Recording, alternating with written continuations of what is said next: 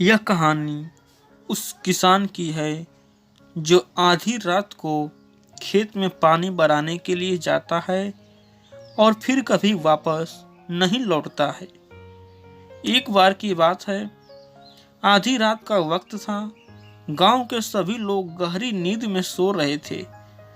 भीमा खेत के वक्त अपने खेतों की सिंचाई करने की तैयारी भी कर रहा था, मगर उसकी पत्नी नेहा उसे जाने तक से रोक रही थी।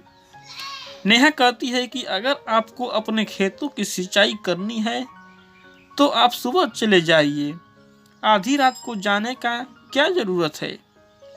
आप सुन भी नहीं रहे हैं, कुत्ते के रोने की आवाज लगातार बहुत देर से आ रही है।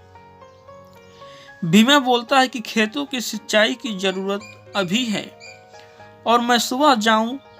नेहा बोलती है, मेरा अभी जाना बहुत जरूरी नहीं तो पूरी फसल खराब हो जाएगी और कुत्ते तो अक्सर रात में रोते ही हैं।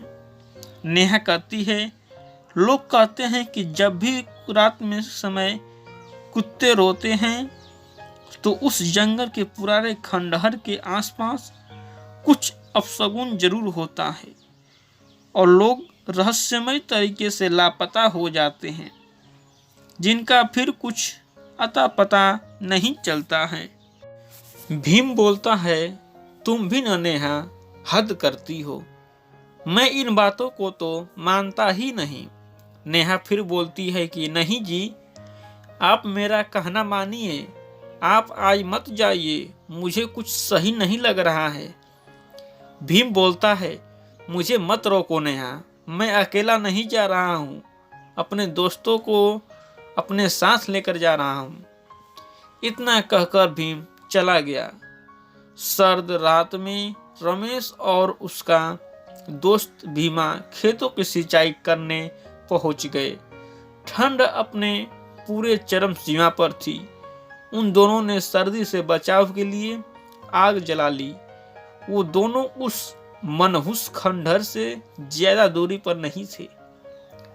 अचानक उन दोनों के कानों में एक दिल दहला देने वाली चीख सुनाई दी। वो चीख किसी औरत की थी। चीख सुनकर रमेश के तन बदन से डर की एक लहर सी दौड़ गई। रमेश कहता है डरते हुए, भीम तुमने कुछ सुना? भीम जो अपने नाम की तरह लंबा तगड़ा युवक था और बोला, और भीम भागते हुए थोड़ी ही देर में उस भयानक जंगल में घुस गया। थोड़ी देर बाद ही वे दोनों ही घने जंगल के बीचों बीच खड़े थे। घने कोहरों में वो दोनों आंखें फाड़ फाड़ कर देखने का प्रयत्न कर रहे थे। इतनी देर में ही एक बार फिर उस औरत की चीखें उन दोनों के कानों में सुनाई पड़ी। भीम और रमेश चीख की दिशा में भागने लगे। वो दोनों थोड़ी देर में ही पहुंचे थे कि तभी सामने से कोई बड़ी तेजी से भागा आया और सीधा भीम से आकर टकरा गया। वो धड़ाम से जमीन पर जा गिरा। उससे टकराने वाली एक औरत थी। डर के मारे वो भीम लिपट से लिपट गई। चीखते हुए कह रही थी, मुझे दबा लो, मुझे बचा लो, मुझे मार डालेंगे, बचा लो मुझे।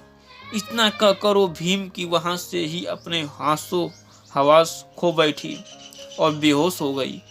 भीम उसकी खूबसूरती देखकर अपने सुख बोध खो बैठा।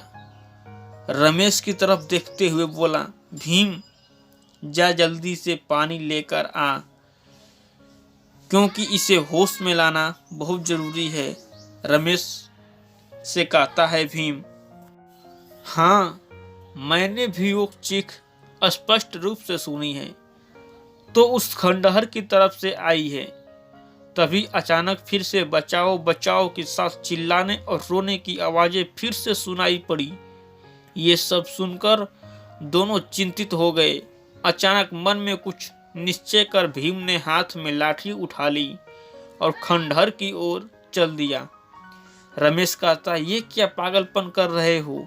भीम, हमें यहाँ से चलना चाहिए, मुझे कुछ गड़बड़ लग रही है और मैं तो वैसे भी आज आने के लिए मना कर रहा था, सिर्फ तेरी वजह से यहाँ आया हूँ। भीम बोलता है, चल हट डरपोक, तू हमेशा डरता ही रहेगा। जरा सोच कर देख, अगर कोई अबला सच में वहाँ पर खतरे में हो तो क्या हम उसकी सहायता न करें, उसे यूं ही छोड़ दें वहाँ मरने के लिए? भीम के इस सवाल से रमेश चुप हो गया।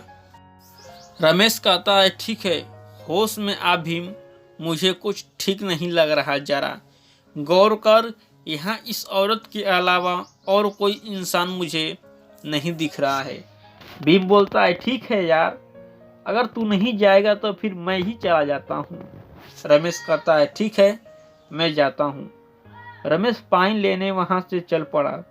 वहाँ से थोड़ी दूर पर ही मनहूस खंडहर मौजूद था, जिसके पास ही एक पुराना कुआं था। रमेश उस कुएं के पास जैसे ही पहुंचा, अचानक उस खंडहर से सैकड़ों घुंघरूओं की आवाज आने लगी और देखते ही देखते खंडहर रोशनी में जगमगा उठा। अचानक रमेश के कानों में भीम का दिल दहलाने वाली चीखें सुनाई दी। रमेश तुरंत भीम की तरफ दौड़ने लगा, मगर जैसे ही वो भीम के नजदीक पहुंचा तो सामने का मंजर देख उसके रोंगटे खड़े हो गए। उसके सामने एक बेहद डरावने वाले चेहरे वाली औरत खड़ी थी और भीम भी मृत खून से लथपथ लाश जमीन पर पड़ी थी। देखते ही देखते उस भयानक दिखने वाली काली चमड़ी वाली औरत ने भीम के मृत शरीर से मांस खाना शुरू कर दिया। ये देखकर रमेश की चीखें निकल गई। रमेश के भागने से पहले ही अचानक रमेश को काली परछाइयों ने घेर लिया। उन सबके चेहरे बेहद भयानक थे।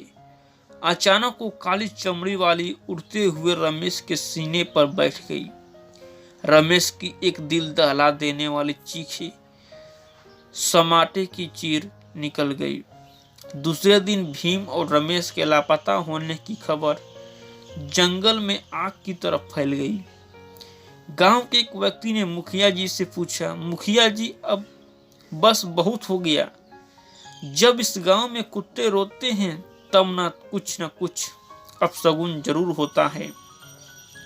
यहाँ के रहने वालों के गायब होने की वारदातें हमारे बाप दादा उनके जमाने से होती चली आ रही है और हम कुछ नहीं कर पा रहे हैं।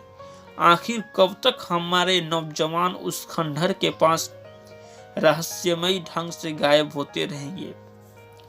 मुखिया बोलते हैं, तुम्हें क्या लगता है मुझे इसकी चिंता नहीं?